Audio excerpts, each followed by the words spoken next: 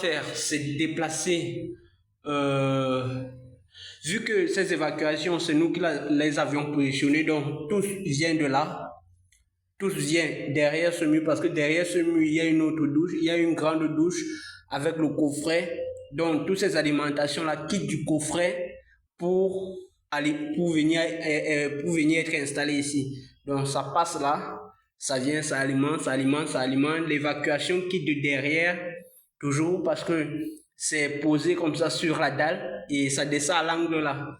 Donc ce qu'on va faire, c'est qu'on va complètement enlever l'étanchéité, casser complètement pour trouver les tuyaux et de là nous allons modifier à notre guise. Donc déjà pour commencer l'alimentation de la colonne de douche, on va se servir de ça pour faire l'alimentation du lave-main pour éviter les raccords dans le mur. On va déplacer l'alimentation de la colonne de douche pour faire l'alimentation du lavabo. L'évacuation, on va juste, lorsqu'on va casser, on va juste mettre un coup de là pour essayer de le remonter à ce niveau. Là, concernant cette évacuation, on va le boucher, on va saigner l'alimentation parce que ça c'est l'alimentation du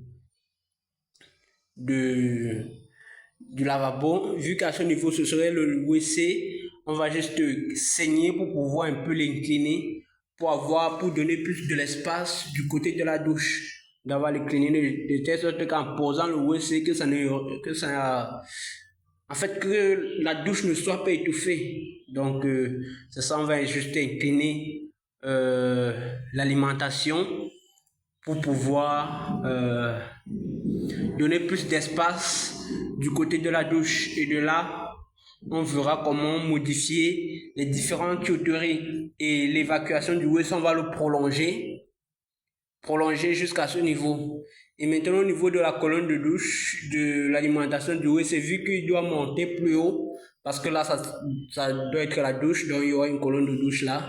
Donc, vu qu'il doit monter plus haut pour éviter de mettre le raccord à lui dans le mur, on sera obligé d'aller au niveau du coffret, travailler à ce niveau pour pouvoir éviter de mettre le raccord au mur.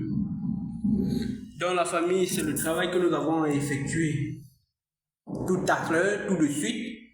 Voilà, donc le plus important maintenant, c'est de casser, libérer complètement l'intérieur de la douche pour trouver toutes les tuyauteries et de là, travailler aisément.